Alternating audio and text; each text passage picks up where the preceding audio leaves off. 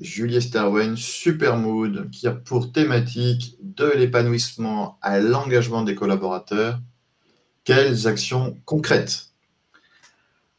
Pour répondre à cette question, nous avons le plaisir d'accueillir ce matin Nadine Ligavant, qui est responsable de l'engagement et de l'expérience collaborateur chez Natixis Groupe BPCE, Kevin Bourgeois, qui est le président et cofondateur de Supermood, David Gautron, qui est partenaire et spécialisé dans les notions d'expérience collaborateur chez Julie Sterwen, et votre serviteur qui jouera le rôle de modérateur. Toujours dans l'idée de... Vous êtes beaucoup d'inscrits ce matin, alors on se propose de faire un peu de publicité pendant les 2-3 minutes qui va vous permettre de vous connecter les uns les autres.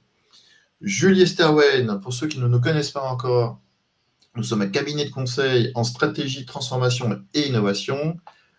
Le principe, c'est d'accompagner la transformation des organisations en combinant nos expertises qui se répartissent autour de 4 grands pôles aujourd'hui. Tout ce qui est lié à la business transformation, people transformation, l'agile et le digital. Nous avons fusionné en 2015 entre Bernard Julier, pour ceux qui connaissaient, et Sterwen. Et aujourd'hui, on va dire que le marché nous a plutôt entendu. Nous sommes plus de 600 collaborateurs. Alors, je dis plus de 600 parce que figurez-vous qu'à 10 heures, quand vous serez déconnecté, vous aurez le plaisir, le loisir de voir une breaking news, qui est une grande nouvelle par rapport à la stratégie de développement de notre groupe. Plus de 100 millions d'euros de chiffre d'affaires fin 2023, et donc vous voyez une croissance très très forte durant ces 5 dernières années. Toujours sur Julie Sterwen, on prend du plaisir à être dans la R&D, c'est 8% de notre chiffre d'affaires, ce qui fait que nous avons un certain nombre de publications, en moyenne 400 parutions par an, plusieurs comités scientifiques qui nous permettent finalement d'identifier des sujets sociétaux, environnementaux, économiques qu'on vous propose lors de ces webinaires et qui est l'objet d'ailleurs de ce webinaire de ce matin. On est aussi fondateur de France FinTech, ce qui va permettre de faire une jolie transition avec Kevin pour nous parler d'un peu Supermood. Merci Julien, bonjour tout le monde. Enchanté, Kevin Bourgeois, donc je suis CEO et cofondateur de Supermood. Supermood, c'est une plateforme d'engagement global qui permet de mesurer ce qui se passe au travail. Donc on mesure le pouls de l'engagement dans les entreprises et puis ensuite surtout de passer à l'action en formant les managers, en les connectant entre eux et puis en animant tout ça pour que l'engagement s'améliore. On travaille avec un tiers du CAC 40. On commence à travailler avec n'importe quelle entreprise de plus de 200 salariés et on interroge environ 400 000 salariés par mois, ce qui nous permet d'avoir un benchmark et de la donnée qui est assez précieuse pour comprendre ce qui se passe sur le monde du travail. Merci Kevin. Alors, souvent vous aimez poser des questions, alors c'est le principe de nos webinaires, n'hésitez pas. Pour ce faire, vous allez dans le chat, vous allez dans le canal public et vous posez votre question qui seront réceptionnées par nos amis de la communication, Judith et Flora, qui me les passeront, comme dans le bon vieux SVP 1111, pour ceux qui ont connu à cette époque, des dossiers de l'écran. Voilà. Donc, ce que je vous propose, si tout le monde est prêt, c'est de commencer finalement par ce webinaire par une première question qui s'adresse peut-être déjà à Nadine. Ce sujet de l'engagement, alors nous, en tant que consultant, c'est un sujet qu'on traite depuis, je dirais, une dizaine d'années, qui est un sujet important dans les organisations. Et la question qu'on peut se poser, Nadine, c'est est-ce que finalement, cette notion d'engagement, elle a évolué entre l'avant-Covid et l'après-Covid? Est-ce que on parle de la même notion d'engagement? Et peut-être revenir sur sa définition, selon vous, ce que vous entendez de l'engagement, comment vous caractériseriez finalement l'engagement d'il y a 10 ans et l'engagement d'aujourd'hui qui vous préoccupe? Alors, nous aussi, on s'est préoccupé de l'engagement il y a plus d'une dizaine d'années maintenant. L'engagement, ce n'est pas un sujet nouveau et la mesure de l'engagement, on a commencé chez Natixis en 2010. Et en fait, de 2010 à avant Covid, donc je dirais 2018, on mesurait l'engagement par un certain nombre de leviers classiques via des baromètres qu'on faisait tous les 2 ans. Et donc ça a duré pendant toute cette période-là. Et ensuite, effectivement, il y a eu le Covid. Et alors, ce qui a changé avant le Covid déjà, c'est qu'en fait, on s'est préoccupé de l'expérience collaborateur avec l'envie finalement de mesurer des choses sur d'autres échéances plus courtes, de prendre le pouls, de piloter plus en proximité. Et la notion de l'expérience collaborateur est venue compléter ça. Et on s'est retrouvés finalement pendant le Covid.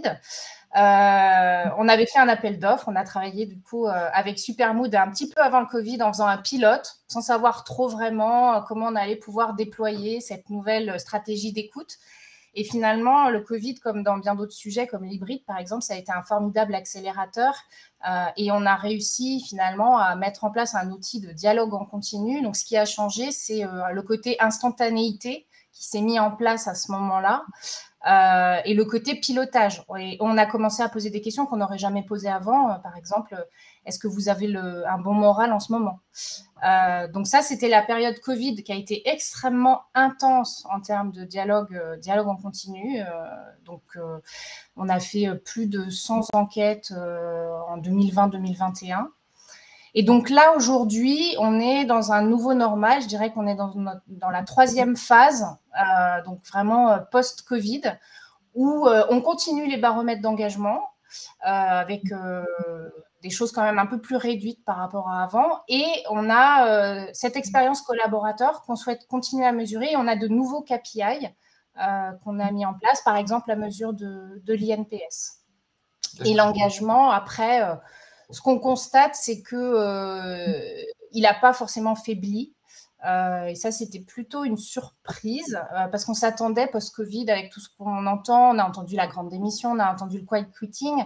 On s'attendait à une baisse de l'engagement possible. Et en fait, quand on regarde le dernier baromètre qu'on avait fait avant le Covid, on était sur un taux d'engagement d'environ 69%.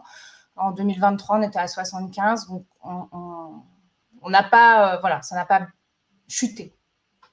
Intéressant. Kevin, justement, sur cette notion d'engagement, toi je crois que ça fait 8 ans que tu as créé Supermood. C'est quoi les évolutions d'avant et après Covid? Qu'est-ce que tu as constaté, toi, par rapport justement à tes outils de mesure et à tes sondages? Alors, il y a des cycles et il y a des changements qui sont finalement assez importants tous les 2-3 ans. Le premier changement qu'on a vu quand c'est lancé, c'est que tout le monde s'en fichait de l'engagement. Il y avait cette notion de bien-être au travail qu'on appelait même à l'époque bonheur au travail qui venait des États-Unis. Mais l'engagement, on en parlait de façon plutôt négative avec les risques psychosociaux en 2015-2016 et puis ça a évolué très fortement. Ce qu'on a constaté pendant le Covid, c'est qu'il y a eu un engagement extrêmement fort et historiquement un des plus hauts des 30 dernières années, de ce que montrent les études et ce que montrent nos données, puisque vous aviez un ennemi commun qui était le Covid et qui avait une solidarité très très forte avec des entreprises qui ont réagi très vite. Natixis, c'est un bon exemple, comme le disait Nadine, on a commencé sur 400 personnes et on a déployé sur 14 000 en 10 jours, le jour du Covid. Donc, il y a eu une réaction quand même très, très forte et très bonne, en tout cas en France, des entreprises. Et aujourd'hui, le nouveau normal, c'est qu'on redescend en engagement, pas parce que les entreprises font mal, mais parce qu'on redescend à un niveau tout simplement qui est historique. Et donc, le Covid a représenté un surengagement. Aujourd'hui, on est dans un nouveau normal, comme en 2019. Et il y a également il ne faut pas confondre les résultats d'engagement et les leviers d'engagement. Un exemple que je prends souvent, le télétravail est devenu un moteur d'engagement très très fort, qui a été largement abondé par les entreprises pendant le Covid. Aujourd'hui, c'est un peu plus compliqué. Il y a une injonction de retour au bureau. Ça ne veut pas dire que le levier d'engagement affaiblit. Le besoin, il est toujours là et l'envie côté collaborateur est toujours là. C'est les politiques des entreprises qui ont changé par rapport à ce levier d'engagement. Très clair, merci. David, ta vision, toi, justement, sur juste pour confirmer, oui, c'est sans doute l'effet de polarisation qui a été le plus fort post-Covid, c'est que les personnes qui étaient déjà vues comme très engagées ont eu tendance à l'être encore plus, ce que disait Kevin. Par contre, l'effet peut-être d'isolation subie aussi, qu'on a connu avec le full télétravail a fait que ceux qui étaient en voie de désengagement l'ont été encore plus, et ça s'est reconnu aussi dans un certain nombre d'indicateurs sur le turnover aussi, et ainsi de suite. Là, on voit quand même qu'il y a un cycle effectivement de passé. Donc en 2024, c'est plus de retrouver le juste équilibre avec une dose aussi de flexibilité pour avoir un barycentre un petit peu plus équilibré, on va dire. C'est aussi ce qu'on voit dans les accords de télétravail qui se réajustent avec peut-être une part un peu plus de présentiel, notamment.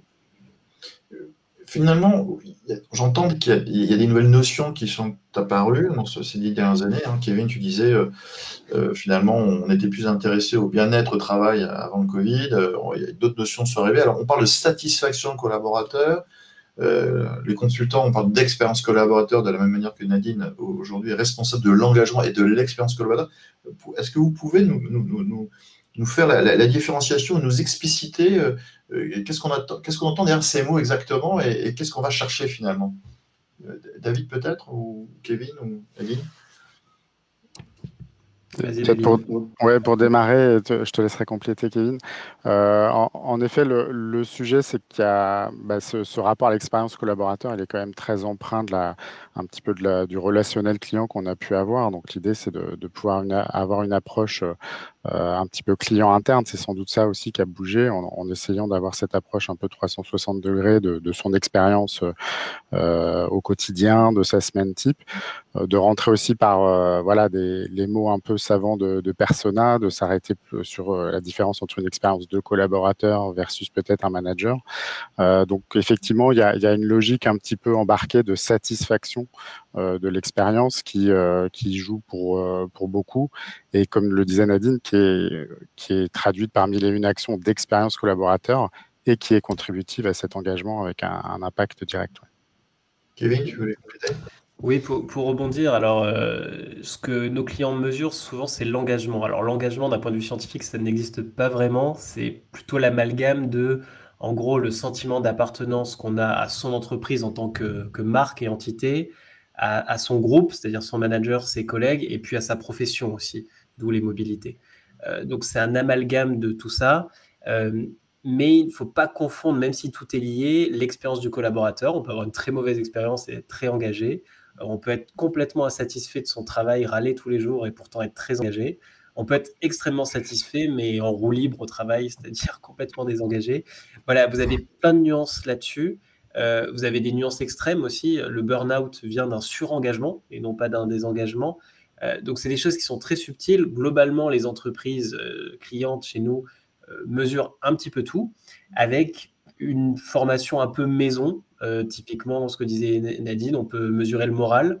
Est-ce que le moral, c'est dans le bien-être? Est-ce que c'est dans l'engagement? Ça dépend de la définition. Ça va être plutôt des axes stratégiques pour retenir les collaborateurs et qu'ils soient aussi productifs pour l'entreprise. Alors justement, Nadine, vous, qu'est-ce que vous allez chercher dans les questionnaires quand vous travaillez avec Supermood? Alors pour moi déjà, il y a une sorte, on va dire, d'équation qui est pas forcément linéaire, mais la satisfaction, parce que vous parliez de la satisfaction collaborateur tout à l'heure, ça va être le résultat finalement d'une expérience collaborateur réussie d'un côté et d'un niveau d'engagement envers l'entreprise. Et donc nous, dans nos questionnaires, ce qu'on va mesurer finalement, c'est les leviers de ces différentes facettes de cette équation, pour essayer d'identifier là où, dans l'équation, on peut apporter des solutions. Donc, quand on parle d'expérience collaborateur, on va mesurer plutôt des moments clés. C'est un peu comme ça qu'on voit les choses. Dernièrement, en 2023 et surtout 2024, là, on a beaucoup travaillé sur l'onboarding. Et l'idée, c'est que voilà, pour poursuivre, on aimerait identifier d'autres moments clés et faire des mesures sur ces moments clés. Et puis l'engagement, on va mesurer des leviers, on va dire, classiques des politiques RH en général. Donc, ça va être la reconnaissance, ça va être l'accompagnement managérial, les transformations. Et donc, c'est ces leviers-là qui vont finalement donner pour résultat une satisfaction et un niveau d'engagement important ou pas. Est-ce que ça veut dire que pour mesurer et identifier tous ces leviers, donc vous venez nous citer, qui sont assez précis, comment vous faites finalement par rapport au dispositif en tant que tel? Vous sondez régulièrement vos collaborateurs, c'est une grande enquête qui, qu'on connaît dans certaines organisations, qui dure 1 heure, il faut remplir à 150 questions. Comment vous fonctionnez finalement? Alors, nos enquêtes d'engagement, on en a toujours. Elles ne durent pas 1 heure, elles se sont largement réduites. Justement, maintenant, comme on a des pulses, ça nous permet finalement d'aller sur des questionnaires qui sont beaucoup plus courts. On est max une quarantaine de questions, donc ça va assez vite pour y répondre. Donc, on a toujours ces enquêtes d'engagement et après, on a des enquêtes donc, plus locales à la main des métiers ou sur des populations ciblées. Donc, on va par exemple interroger voilà, les nouveaux embauchés, on va interroger qu'est-ce qu'on a ou des moments précis. Il faut que nos enquêtes Pulse ou nos enquêtes locales, elles s'accrochent quand même à quelque chose. C'est pas, ça flotte pas. Il faut que ce soit accroché à des moments précis. Donc, une fin de séminaire, une transformation dans un métier ou des thématiques sur, par exemple, l'hybride, des thématiques sur, là, en ce moment, on est en train de faire le déploiement de GenIA, donc un chat GPT en interne. Donc, on a un déploiement, on veut mesurer le taux d'adoption, donc des adoptions de nouveaux usages. Voilà, donc on essaye de sonder des thématiques ou des populations particulières où on prend le pouls. Les métiers aussi peuvent, à un moment donné, prendre le pouls à un moment parce qu'il y a un besoin. Idéalement, au moins 1 fois par an, c'est ce qu'on recommande pour qu'il y ait quand même un dialogue en continu qui soit installé dans les métiers. Kevin, de ce que raconte Nadine, là, c'est assez standard, ou bien, je dirais, Natixis va très très loin dans ce sondage, en l'occurrence. Comment se comporte le marché, justement, toi qui travailles avec le SBF? Alors déjà, Nadine fait un travail exceptionnel, c'est une certitude. On voit de tout en termes de maturité. On voit surtout 2 types d'entreprises. Vous avez les entreprises qui centralisent cette prise de pouls, donc ils vont informer généralement les CODIR, les COMEX, avec une certaine granularité, par exemple l'engagement par pays, l'engagement par fonction. Et puis vous avez des entreprises qui décentralisent et donc qui donnent la main aux managers. Et c'est ce que fait Natixis, c'est ce qui est au final le plus impactant. C'est quand vous êtes collaborateur, on peut vous poser 10 fois la question sur est-ce que vous êtes content de votre rémunération, de votre évolution, mais si en tant que commercial, on ne pose pas des questions sur mon rapport au client, sur mes outils, on va rater une grande partie de ma vie au travail. Et donc, c'est important que le manager terrain pose cette question. En termes de fréquence, on est les clients qui viennent chez nous, généralement, ont une enquête annuelle et vont venir chercher de la granularité, d'analyse, de la flexibilité pour justement s'accrocher à des événements, pour les nouveaux arrivants, pour les séminaires, tout ça. Donc, en moyenne, on a 24 sondages par an chez nos clients. Il y a un écart type très fort. Natixis peut en faire, par exemple, une centaine pendant les périodes Covid. Vous avez des entreprises qui, à minima, en font 2-3 par an. L'intérêt est de savoir ce que vous en faites derrière. Si c'est pour un reporting COMEX tous les 6 mois, ça suffit généralement. Plus on va proche du terrain, plus on est sur des métriques de mesure et de comparaison, plus on peut accentuer la cadence. Voilà. L'intérêt pour le collaborateur, c'est qu'il sente qu'il y a une utilité à répondre à ces enquêtes. David, ton benchmark, toi, qu'est-ce que tu constates dans les Ouais, organisations? la révolution peut-être du Pulse, c'est d'écoute en quasi temps réel en fait, hein, parce que du coup ça rétrécit aussi la prise d'initiative, le temps du passage à l'action. Alors c'est aussi un challenge associé, hein, parce qu'effectivement entre 2 écoutes, il faut pouvoir avoir mis, si possible, quelques initiatives en place, qu'elles soient déjà perçues comme fonctionnant. Donc ça peut être aussi objet de frustration. Donc le choix de la fréquence est quand même hyper clé. Bon, il y a la fatigue survey qui peut aussi s'installer. Donc faut arriver toujours à bien thématiser, à le rendre très utile et en rappelant aussi l'objectif, hein, qu'on cherche derrière. Par contre, c'est vrai qu'effectivement, c'est le niveau de déconcentration, voire de décentralisation des enquêtes qui a beaucoup changé. C'est-à-dire que très clairement, la prise d'initiative est au local et les grands plans d'action qu'on voit désormais sont plutôt en consolidation finalement après un pilote et repasse à l'échelle que peut-être les schémas très descendants qu'on avait connus avant le Covid, pour pouvoir pleinement intégrer la voix du collaborateur. Alors, vous parlez tous les trois justement de plan d'action, parce que finalement, il ne faut pas perdre de vue à quoi servent finalement ces enquêtes. Et Nadine nous a dit que ça peut lui permettre d'identifier les leviers justement de cet engagement. Et donc, on arrive finalement concrètement à la mise en place d'un plan d'action. Donc là, j'ai une question assez concrète. C'est finalement comment vous faites le lien entre les résultats de l'enquête et le plan d'action? Et est-ce que finalement, ce plan d'action, il donne les effets escomptés? C'est-à-dire qu'une fois qu'il a bien été mis en place, eh ben, le taux d'engagement peut progresser de 1 point, 2 points, 3 points, ou voire plus, ou c'est un peu plus compliqué que ça? Nadine? Alors, ça va dépendre de beaucoup de choses. Déjà, du sponsorship, on va dire, de la direction et justement de la place que la direction et les managers ont dans ce plan d'engagement. C'est sûr que la RH a un rôle prépondérant à jouer dedans, mais donc nous, ce qu'on engage, c'est un cascading au plus fin. Donc ça, parce que faire une enquête, c'est facile. Voilà, techniquement, c'est pas très compliqué et c'est court. Après, c'est ce qui arrive après qui est plus compliqué, c'est le passage à l'action. Alors, je dirais pas qu'il y a des actions à chaque enquête ou à chaque thématique. Il faut choisir ses combats, on va dire. Donc, le cascading, c'est très important. La responsabilisation des managers sur le cascading dans leurs équipes et la discussion des résultats dans les équipes. Et après, idéalement, choisir les sujets qui nécessitent un plan d'action. Et on peut faire une corrélation, effectivement, entre les périmètres qui se donnent les moyens de mettre en place des plans d'action. J'ai en tête, par exemple, un périmètre chez Natixis où, en 2020, on mesurait, par exemple, l'INPS qui était à moins 40. C'était un périmètre qui avait beaucoup de transfo. Avec une directrice qui a décidé de mettre une personne dans ses équipes en charge du plan d'action avec un accompagnement des managers sur le cascading et la définition de plan d'action très local, la discussion avec les équipes. Et donc en 2022, ils étaient remontés à moins 19, je crois, et en 2023, ils sont à 3. Donc, ils se sont vraiment donné les moyens avec une personne dédiée et donc, ça s'est traduit par, on peut dire, une amélioration de l'engagement si on prend l'INPS comme indicateur. Là.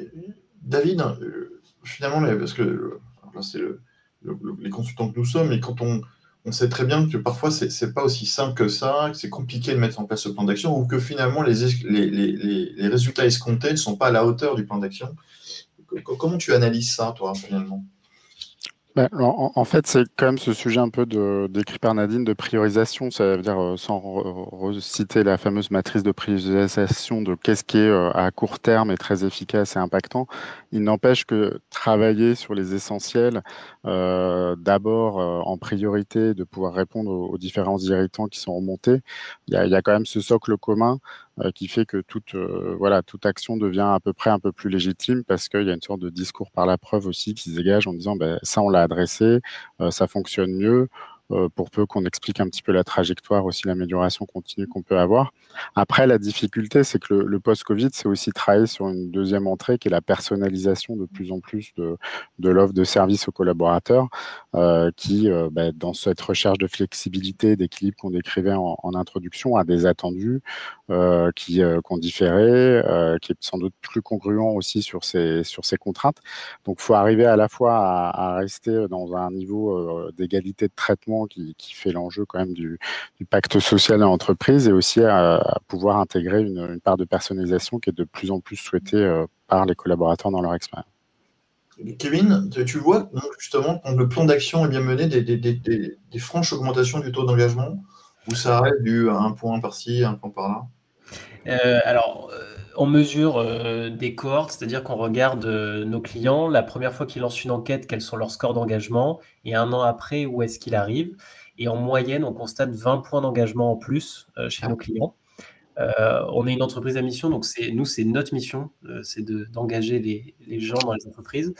Et il y a 2 façons d'y arriver. Alors, la première, c'est de réaliser les points chauds, les points de blocage, et enlever les gros cailloux qui parfois sont des éléphants dans la pièce, mais quand on a de la donnée factuelle et objective, on peut s'adresser. Et puis, vous avez une autre façon qui est une façon un peu plus lean, qui va être de gagner 1, 2, 3 points par mois, et puis au fur et à mesure d'augmenter.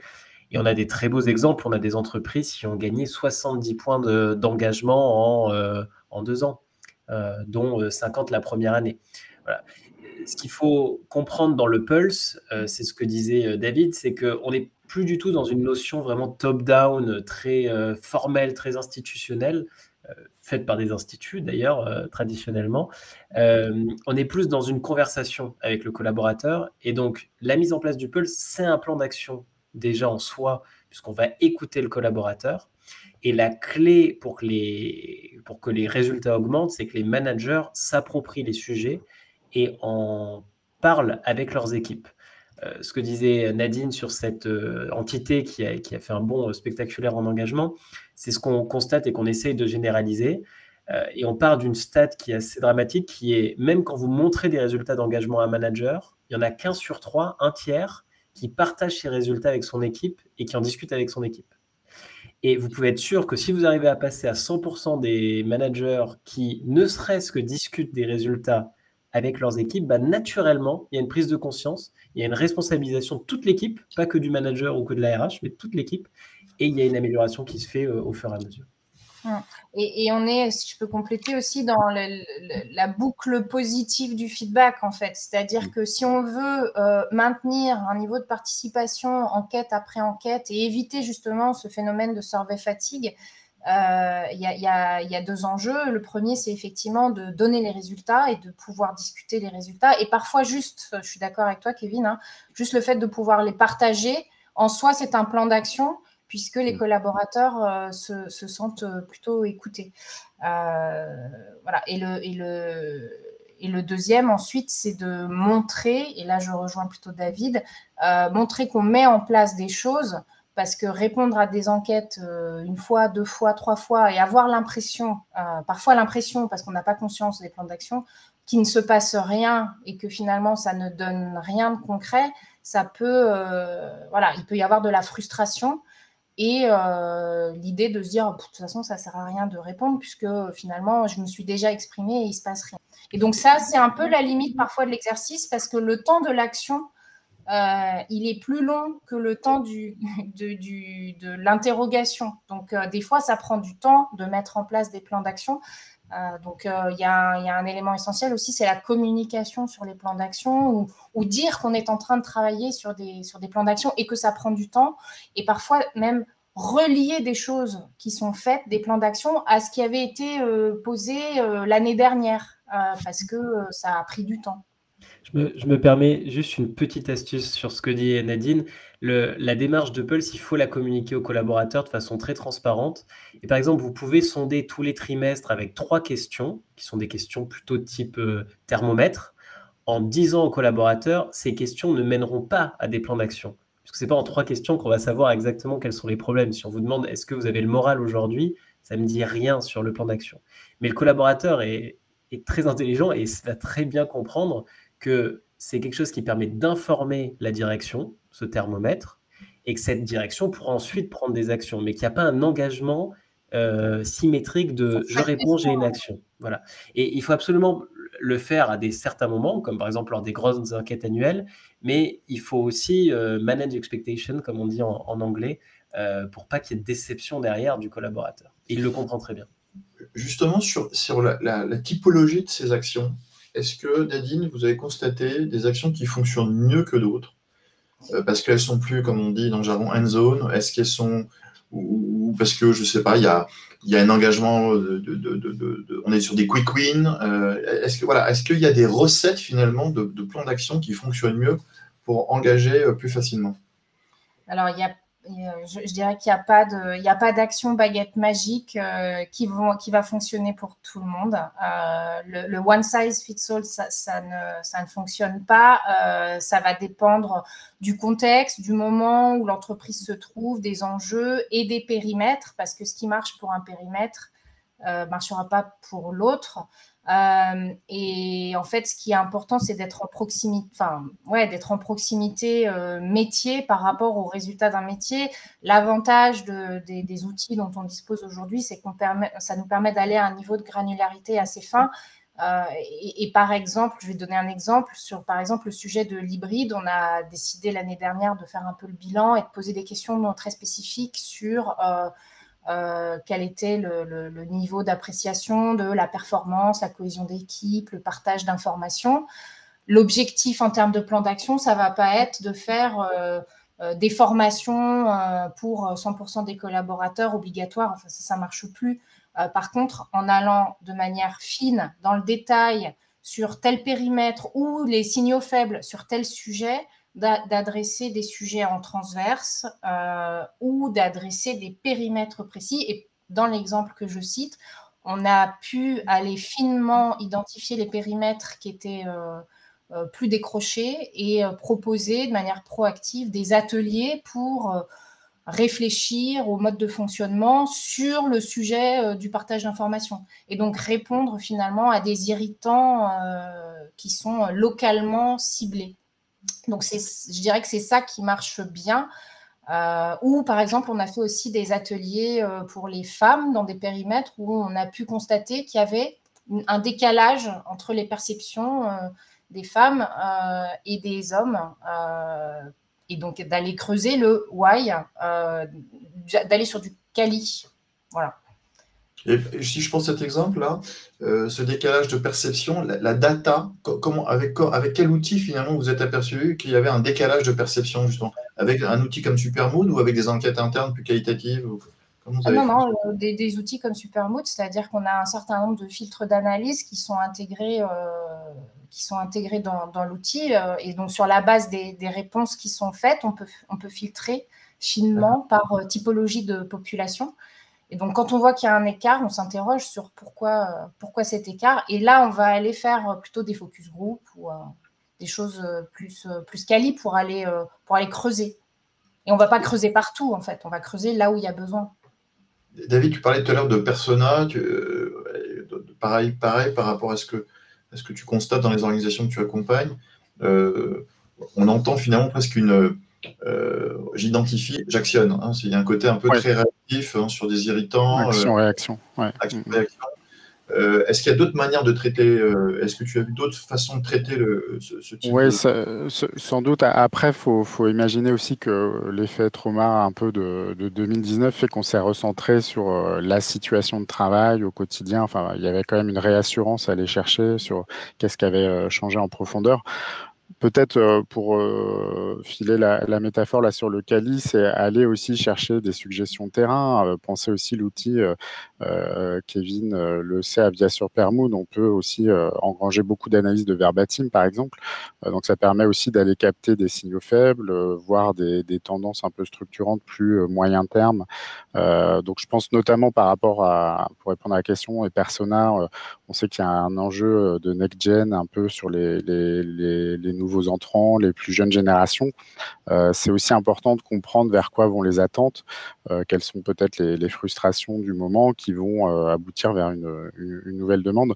Donc, faut jouer sur l'aspect chiffré évolutif, mais aussi pleinement bénéficier du potentiel de l'analyse du quali et des occurrences sémantiques. Ouais. Est-ce qu'il y a une fréquence, finalement, idéale pour ces sondages, Kevin? Parce qu'en vous écoutant, on a l'impression qu'il y a différents niveaux et que finalement, c'est à chacun de trouver un peu la recette qui lui va bien. Mais est-ce qu'il y a quand même quelques règles, quelques impondérables, quelques invariants dans la manière justement de sonder selon que le sujet est très opérationnel ou selon que le sujet est un peu plus institutionnel? C'est une très bonne question. C'est une des questions qu'on nous pose le plus, c'est quelle est la bonne fréquence? La réponse, c'est la bonne fréquence, c'est celle qui est adaptée à ce qu'on veut en faire. Si vous avez en gros 3 types d'enquêtes. Vous avez des enquêtes d'audit qui vous permettent de vous rendre compte, qui sont généralement assez larges et qui vont permettre de sonder plusieurs leviers d'engagement. Donc, est-ce qu'on a des sujets sur la reconnaissance, l'évolution, la stratégie, tout ça? Vous avez des enquêtes d'approfondissement qui vous permettent, une fois que vous avez détecté un problème, d'être incisif dedans. Typiquement, la parité homme-femme, ce genre de choses, on va les creuser. Et puis, vous avez des enquêtes plutôt thermomètres qui vont venir sanctionner régulièrement les évolutions. Les enquêtes thermomètres, généralement, elles sont assez courtes. C'est quelques métriques qu'on va mesurer. Donc ça, vous pouvez les faire assez régulièrement, tant que vous avez le temps d'agir et de voir l'impact.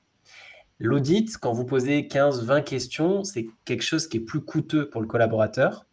Et quand c'est très générique, le collaborateur a un intérêt moindre. Donc, on va être plus sur du 1-2 fois par an. Par contre, les enquêtes pour creuser, ça, vous pouvez en faire autant que vous voulez, puisque c'est vraiment comme un dialogue avec le collaborateur. Voilà. Donc, la règle générale, c'est ça dépend ce que vous voulez en faire. Je prends un exemple qui fonctionne très bien sur quelques clients qui sont une dizaine de milliers de personnes dans le retail. Vous avez un pulse par mois sur l'engagement, qui va mesurer l'engagement au niveau global, c'est 2 questions. Ensuite, donc les managers sont informés chaque mois de comment évolue l'engagement de leurs équipes. Ils en parlent avec leur manager, le N+1, donc qui est généralement directeur régional, tous les 3 mois, et ils sont sanctionnés, c'est-à-dire qu'il y a un bilan vraiment sur l'évolution tous les 6 mois. Et donc, ça vous permet à la fois d'avoir le temps de mettre en place des actions et de voir les bénéfices, d'avoir un petit point d'étape pour être sûr que vous êtes dans la bonne direction tous les 3 mois et d'avoir votre boussole en mensuel. Et c'est quelque chose qui est rentré depuis plusieurs années dans l'entreprise et dont les collaborateurs parlent. Ils connaissent les timings, ils connaissent les délais. Et donc, ça permet d'avoir une amélioration continue qui est très bonne. Nadine, finalement, qui déclenche ces enquêtes? C'est vous? C'est les managers? On vient vous voir, on dit tiens, j'aimerais faire une enquête dans mon service parce que j'ai une intuition que. Ou c'est vous avec la RH? Comment ça fonctionne finalement? On va dire que c'est un mix des deux. On va avoir des métiers qui, effectivement, à un moment donné, vont avoir envie de prendre le pouls. On va avoir des métiers qui sont en transformation et dans le cadre, on a en fait une filière Change Management qui est à la DRH, qui accompagne les métiers dans leur transformation, qui va, dans le plan d'accompagnement, proposer de faire une mesure après une transformation. On va avoir aussi dans le cadre du change parfois des mesures d'adoption sur des nouveaux usages, des nouveaux outils. Donc, ça accompagne en fait. Nous, le dispositif d'écoute, il est. Alors moi, je fais partie d'une équipe change et engagement. Donc, c'est très. On lie beaucoup en fait le sujet de l'engagement au sujet de l'accompagnement des transformations. On va avoir. Ensuite, on va avoir parfois des directions, notamment dans les fonctions support, qui veulent mesurer l'efficacité de leur propre plan d'action et qui viennent me voir en me disant « Nadine, j'aimerais bien mesurer l'efficacité du déploiement de GenIA en interne ». Donc, on fonctionne aussi pour éviter d'avoir tous les 4 matins des enquêtes de tous les métiers sur tous les sujets. On essaye, moi je le propose de plus en plus, c'est de faire des échantillonnages. Donc, partant sur la population qu'on souhaite évaluer, du coup, faire un sample et puis interroger seulement ce sample pour avoir des indicateurs sur ces sujets-là. Donc, il y a un peu des deux. En fait, aujourd'hui, on a, depuis le Covid, on a du coup installé une culture de la survey et du dialogue en continu où, du coup, c'est possible et c'est facile. On n'est pas obligé d'attendre la grande enquête qui a lieu tous les 2 ans avec du temps long, des résultats qui nous arrivent parfois 1 mois, 2 mois après avoir interrogé. Là, on est plus dans l'instantanéité et chacun sait qu'il peut se saisir en fait de ce type de dispositif avec un bémol qui est attention de ne pas partir dans tous les sens et d'avoir une survey fatigue. David, autant on sent que le réflexe de l'enquête, ça s'est installé dans les organisations. Est-ce que le réflexe du courage managérial est au rendez-vous? Je veux dire par là qu'il faut savoir affronter les résultats, parce que lancer une enquête, alors on peut peut-être faire une enquête qui nous convient dans la formalisation des questions. Est-ce qu'il n'y a pas des biais pour pas justement se retrouver confronté à des résultats qui ne sont pas forcément très folichons et qu'on n'aurait pas envie d'adresser en l'occurrence? Est-ce qu'aujourd'hui les managers ont la maturité pour déclencher ce type d'enquête tel que viennent les décrire Nadine. Je laisserai compléter Kevin, mais je pense de plus en plus, très, très sincèrement, parce qu'on a vraiment vu, pour peu qu'il soit bien accompagné dans ce rôle-là, parce qu'effectivement, le post-Covid, le manager a vu quand même sa journée de plus en plus complète. Alors, il devient aussi premier RH un petit peu aussi sur ces sujets-là. Donc, ça fait beaucoup de choses à traiter. Donc, c'est comment aussi on l'amène à en faire quelque chose de pertinent, mais je pense que nous, on l'a vu notamment dans les transports à très grande échelle, des vraies bonnes surprises de managers, y compris frontliners, hein, qui n'ont pas forcément le temps objectivement pour traiter, s'emparer de ce sujet-là en disant effectivement, c'est une manière de reconnecter, de refaire dialogue aussi avec son équipe. Pour peu qu'on soit dans une posture peut-être un peu plus basse de facilitateur aussi, de se dire bah, on va trouver aussi des solutions. Donc il y a cette logique un peu de co-design aussi, de trouver ce qui nous va bien tous ensemble, d'essayer des bonnes pratiques. Après, ce que nous on a mis en place et qui fonctionne très bien, c'est effectivement soit en format webinaire ou vraiment des ateliers d'open discussion. On a eu ça aussi en co-développement. C'est faire parler entre pairs les managers pour qu'ils puissent dire comment ils utilisent l'outil, qu'est-ce qui fonctionne bien, vers quoi ils veulent l'amener aussi en trajectoire. Hein. Ce que disait Kevin, c'est important, c'est d'où on part, mais où est-ce que petit à petit on peut intégrer comme nouvelles questions, nouveaux dispositifs. Donc c'est sûr que c'est quand même l'enjeu de l'accompagnement managérial qui est hyper clé parce que ça reste un peu plus nouveau, là où la filière RH avait une habitude, comme le disait Nadine, de ces enquêtes et d'assez vite passer au plan d'action derrière. Ouais. Justement, Kevin, est-ce qu'il y a des entreprises qui ont des cultures qui sont plus propices à ce type d'enquête ou finalement c'est qu'une question, encore une fois, de volonté? Alors, ce qui est sûr, c'est que sans impulsion de la direction, il ne se passe rien. Bon, comme beaucoup de sujets dans l'entreprise, mais ça va être la clé. Après, pour revenir sur ce que tu disais, c'est pas vraiment un sujet de courage, c'est un sujet de plutôt compétence ou savoir quoi faire.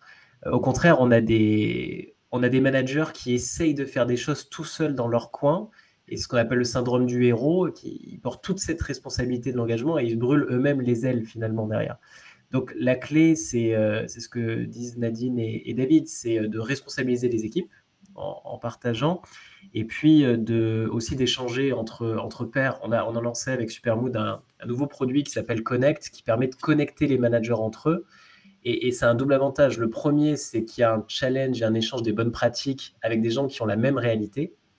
Et l'autre bénéfice, c'est que ça permet de souffler un coup, parce qu'on voit qu'on n'est pas seul et que finalement, on a les mêmes problématiques humaines. Donc, en termes on a des banques, on a du retail, on a de l'énergie, du transport, on a des entreprises qui ont 200 ans, des entreprises qui ont 2 ans. Toutes bénéficient de cette conversation qui est plus fluide, de cette objectivation. Et ce que ça crée, alors il y a parfois un petit step back en disant avant de lancer, oulala, est-ce que j'ouvre pas la boîte de Pandore? Mais une fois que vous avez ces data, vous avez de l'objectivité, vous avez des certitudes. Et le stress, ça vient du fait qu'il y ait du flou, qu'il y ait de l'incertitude, que vous ne sachiez pas. Quand vous avez de la donnée et que vous savez comment elle évolue et que vous savez quels sont les leviers, bah, ça vous donne les clés pour agir et finalement, c'est extrêmement émancipateur et ça enlève de la charge mentale. Donc, la réponse est non, quelle que soit l'entreprise, elle en bénéficie. Il y en a où il y a un peu plus d'a priori au début, mais une fois que c'est lancé, on constate des très bons résultats sur vraiment tout type d'entreprise. Et peut-être ma dernière question avant de prendre les questions de l'auditoire.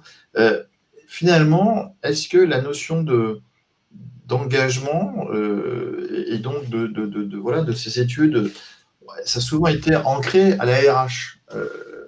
Est-ce que finalement, on n'a pas un déplacement du barycentre, si je peux appeler ça comme ça? Nadine? Alors, il y a beaucoup de choses qui sont encore portées à la RH, mais aujourd'hui, effectivement, je pense que les managers sont plus habitués. Je parlais tout à l'heure culture de la survey. Comme ça revient plus souvent et qu'ils peuvent faire des choses à leurs mains, c'est-à-dire qu'ils peuvent façonner leurs propres questions, ils peuvent poser des questions qui sont co-construites avec la RH. Donc, en fait, il y a une appropriation qui est beaucoup plus grande. Et puis, il y a le sponsorship d'un CEO qui est ultra important. Quand un CEO met l'engagement au cœur de sa stratégie, voilà, c'est le moment où c'est le plus puissant et qu'on a plus de levier et que ça implique les managers, on leur demande d'être responsabilisés sur ces sujets. Et les plans d'action, ils ne peuvent pas être portés que par la RH, ça c'est évident. La RH ne peut pas, tous les plans d'action ne sont pas à connotation RH. Il y a des sujets business qui doivent être traités dans le business et ces questionnaires ne sont pas forcément des questionnaires RH, ils sont aussi des questionnaires business. David, de ce que tu constates aussi dans les organisations, et on constate ce déplacement-là qui tient l'engagement finalement? C'est la RH, c'est le business, c'est les deux? Oui, alors je pense que c'est un sponsoring qui est partagé, parce que là, on a cité les DRH. Bon, je pense que par exemple, il n'y a pas toujours des directeurs de l'expérience collaborateur, mais il y a le sujet aussi de l'environnement de travail au sens physique, des outils, on le citait, Kevin, au début, mais tout ce qui fait finalement l'expérience, il y a une part du digital qui est très importante. Donc, c'est aussi des sponsors, alors peut-être indirect, mais il y a quand même aussi la DSI aussi. Donc, ça fait quand même beaucoup de grands électeurs un petit peu de ce sujet-là. Après, ce qui est sûr, c'est que l'engagement un petit peu lié à la vision de l'entreprise, je suis d'accord, change un peu la donne parce qu'on peut se dire que l'écoute, finalement, elle peut intervenir à tout moment d'un process. On pourrait se dire en co-construction aussi d'un projet d'entreprise. Certains préfèrent, autres clients, poser une vision et faire l'écoute plus en réassurance pour bien assurer le plan d'action qui va derrière. Moi, ma conviction, c'est qu'on n'écoute jamais assez, entre guillemets, les collaborateurs, pour peu qu'on le fasse intelligemment dans les bonnes périodes, qu'on aille aller chercher finement. Bon, l'aspect, on l'a cité, des focus group fait qu'aussi, il y a quand même plein de méthodes pour ne pas sursolliciter une même population. Donc, pour peu qu'on le fasse intelligemment, c'est vrai que c'est un outil qui est au service de toute entité de l'entreprise, évidemment. Kevin, sur ce déplacement, ou pas d'ailleurs, des commentaires finalement, c'est les RH qui t'achètent ou c'est le business? Tous les deux? C'est les 4, les 5, les 6, que ce soit la transfo, la RH, les DG, on a on a des personnages assez divers en termes d'interlocuteurs. Et c'est comme dans une entreprise, on ne peut pas dire qu'une entreprise, c'est que le commercial, ou que c'est que le produit, ou que c'est que la finance. C'est un ensemble de tout. Et donc, il y a une tendance à la décentralisation. Les dirigeants aujourd'hui, ils cherchent à créer, par exemple, la culture client au sein des collaborateurs. C'est la même chose. On ne peut pas pousser une culture client sans pousser aussi une culture qui est centrée sur le collaborateur. Et on constate, même on voit que la RH, elle passe de plus en plus d'un centre de coût à un centre de profit, parce qu'on fait le lien entre, par exemple, la satisfaction du client et la satisfaction du collaborateur. Et on a fait des études, notamment dans l'hospitalité, le retail. On voit que quand vous gagnez 3 points d'engagement pour un collaborateur en interne, vous allez gagner 1 point de satisfaction au client. Et donc, c'est hyper intéressant parce que la place du RH a un lien direct en disant vous engagez vos collaborateurs, vous faites plus de business parce que vos clients derrière sont plus contents. Donc, la responsabilité, elle est très partagée et on a encore tendance à ce que la RH soit un peu trop responsabilisée. On lui attribue un peu trop de choses sur sa responsabilité, sur l'engagement. Mais il y a quand même des exigences avec les managers et de la direction qui sont de plus en plus fortes. Alors, merci beaucoup. Je vous propose de passer aux questions du public, comme on dit.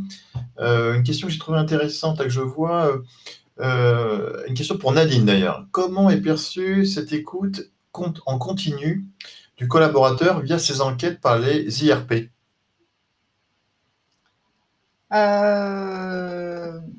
Ils sont plutôt, ils peuvent pas être contre par nature, puisqu'effectivement, eux sont là pour porter la voix du collaborateur et que ces enquêtes ont pour objectif d'écouter le collaborateur et de faire un travail parfois de bottom-up sur des suggestions d'amélioration. Quand on a mis en place, donc les baromètres, ils existent depuis très longtemps, donc à chaque fois, on leur présente les résultats. Ils sont très intéressés par les résultats qu'on leur présente.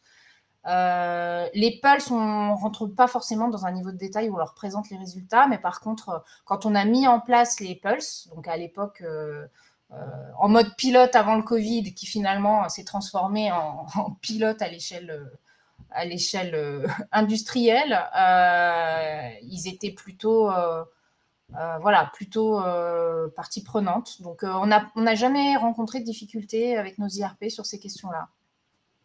Très bien. Alors, peut-être une question pour Kevin ou David, finalement. Quand on atteint des niveaux d'engagement relativement élevés, faut-il continuer à chercher à faire toujours mieux? Alors, est-ce qu'on doit chercher l'excellence à tout prix, Kevin? Alors, ça dépend de ce qu'on appelle relativement élevé, mais globalement, si vous passez de -50 à 0, les actions que vous devez mener pour passer de 0 à 50 ne sont pas les mêmes que celles que vous avez utilisées pour -50 à 0. Quand on est sur un désengagement et pour revenir à un niveau neutre, on va dire, on va vraiment traiter les irritants en premier. Alors que quand on veut avoir un engagement d'excellence, on va être sur de la motivation intrinsèque, des choses qui vont amener le collaborateur un peu plus haut dans la pyramide de Maslow, si je fais une comparaison. Alors, c'est sûr que si vous avez 100% d'engagement, ça ne sert à rien de pousser plus fort, mais ça va dépendre de la stratégie qui est donnée à votre entreprise. Ce qu'on constate, on a des dirigeants qui souhaitent qu'il n'y ait aucune personne désengagée dans leur entreprise. Donc, c'est la chasse, entre guillemets, à la personne désengagée. On veut qu'elle soit à minimum neutre, à minima. On a d'autres entreprises qui s'en fichent. Ils veulent un maximum de personnes très engagées. Et donc, c'est des entreprises qui sont tirées par la motivation, l'extra-engagement. Voilà. Donc, ça dépend de vos politiques.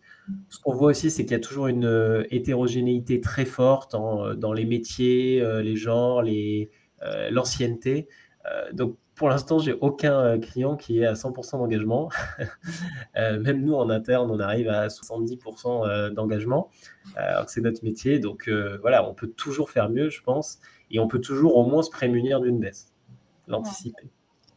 Alors, une question, merci Kevin. Une question pour David. Est-ce que les communicants dans les entreprises, et aussi l'événementiel au passage, ne sont pas aussi des atouts pour renforcer l'engagement?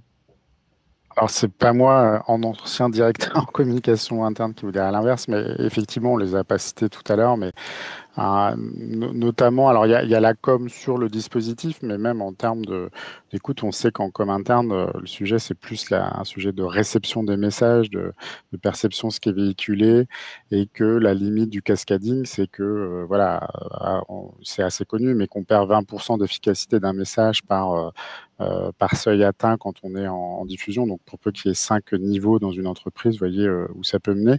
Donc, effectivement, la com sur l'écoute et le contenu même est une matière hyper intéressante pour piloter les futurs messages, voir aussi ce qui a été plus ou moins compris, ce sur quoi il faut réinsister aussi. Donc, très, très clairement, que ce soit en sponsoring direct ou indirect, on travaille de plus en plus avec les directions communication sur ces sujets-là, et tant mieux. C'est, je pense, une chance très très forte, parce que c'est une filière qui est souvent omnibilée par des métriques liées aux outils, et il faut les analyser. Là, ça permet aussi d'avoir du quanti-quali embarqué, et d'avoir une approche peut-être un peu plus centrée sur le récepteur, le collaborateur. Donc, c'est formidable pour les directions com d'en bénéficier. Ouais. Alors justement, peut-être une question pour David, toujours sur la communication. Quelle bonne pratique de communication vers le salarié sur leur engagement? Est-ce que vous avez une manière de communiquer sur ce taux d'engagement? Comment ça se passe concrètement? Alors, oui, mais allez-y. Vas-y, David. Non, vas-y, Nadine, je t'en prie, tu as démarré. Non, nous, on va communiquer souvent sur le taux d'engagement en particulier, ça va être autour de l'enquête, autour des résultats de l'enquête. Donc, en général, effectivement, il y a le cascading, bon, ça, c'est une chose, mais il y a un résultat qui est produit, on va dire, et communiqué globalement à l'ensemble de l'entreprise. Donc, c'est à ce moment-là qu'on va communiquer sur son niveau et ou son évolution par rapport à la précédente enquête si on a effectivement une comparabilité entre deux enquêtes. C'est à ce moment-là qu'on va communiquer aux collaborateurs. Kevin? Je me permets de rebondir, notamment, on a une question qui a été posée il y a 20 minutes sur qu'est-ce que veut dire l'INPS et quand on parle de 50-70 points d'engagement, sur combien? C'est vrai qu'on a été un peu technique. Pour répondre sur l'INPS, alors c'est un E, c'est à l'anglaise, c'est ENPS. Le E est pour employee, donc c'est le Net Promoter Score du salarié. C'est un score où on va demander est-ce que vous recommandez votre structure, en gros votre entreprise. Alors après, il y a plein de variations, mais souvent c'est est-ce que vous recommanderez votre entreprise comme un endroit où il fait bon travailler. Et c'est une métrique qui a été créée il y a une quinzaine d'années par un cabinet de consulting qui s'appelle Bain et qui permet de chapeauter, c'est une mesure ombrelle de l'engagement. Donc on voit que plus le score est haut, moins vous avez d'absentéisme, plus vous avez de productivité, moins vous avez de départ, etc. Et cette échelle se traduit entre moins 100 et 100. Il y a un calcul un petit peu bizarre. Donc, quand on dit qu'on gagne 70 points d'engagement, on passe par exemple de moins 30 à 40. Et je me permets d'intervenir là, puisque quand on communique les résultats en interne, l'INPS, qui est une formule un peu bizarre, avec une échelle un peu bizarre, c'est aussi important de le communiquer bien aux collaborateurs, d'expliquer ce qu'on entend par engagement, ce qu'on mesure avec cette métrique, et soit d'expliquer la méthode de calcul, soit de la ramener à quelque chose de tangible. On en a qui la ramènent sur 10 ou qui la ramènent que en positif. Voilà. Donc, expliquer quel est le but et comment on interprète les résultats est tout aussi important pour le collaborateur que qu'est-ce qu'on va en faire. David, tu voulais réagir et ça sera le mot de la fin. Oui, plus peut-être aussi, c'est doter les personnes en proximité. Donc, on parlait des managers ou d'ambassadeurs RH d'éléments de langage aussi pour bien l'amener. C'est-à-dire qu'il faut aller au bout de l'exercice. On dit c'est à leurs mains, donc il faut aussi pouvoir les mettre en capacité de pouvoir véhiculer les bons messages, de pouvoir animer plus des séances aussi de partage en horizontal. Donc, c'est pas que des grands discours parce que ça reste quand même une notion qui doit être illustrée par du quotidien, par des effets de preuve, on le disait. Donc le donner à celui qui incarne voilà, la référence et le repère un peu d'équipe, le mettre à la main, c'est quand même, ça reste la bonne pratique sans doute. Ouais. Eh bien, écoutez, il est exactement 9h58. Je voulais en tout cas vous remercier pour la qualité de vos réponses. Je crois qu'on a déjà des commentaires de personnes qui nous disent que c'était très intéressant. Je pense que grâce à vos témoignages et à vos regards croisés, vous avez donné une bonne vision de ce qu'est l'engagement, de comment la mesurer et concrètement comment la rendre opérante dans les organisations. Donc, un grand merci à vous trois. Donc, c'est ainsi que se termine ce webinaire. On vous retrouve bientôt pour d'autres webinaires. Suivez notre page LinkedIn. Et puis, pour ceux qui étaient tout au début de cette présentation, nous avons du côté de Juste une breaking news. Donc, n'hésitez pas à aller voir cette breaking news qui vient de tomber ce matin pour continuer à suivre les aventures. Merci beaucoup à Supermode, en tout cas, pour cette coopération. Et à très bientôt, en l'occurrence. À bientôt. Merci, Julien. Au revoir. Merci à tous. Au revoir.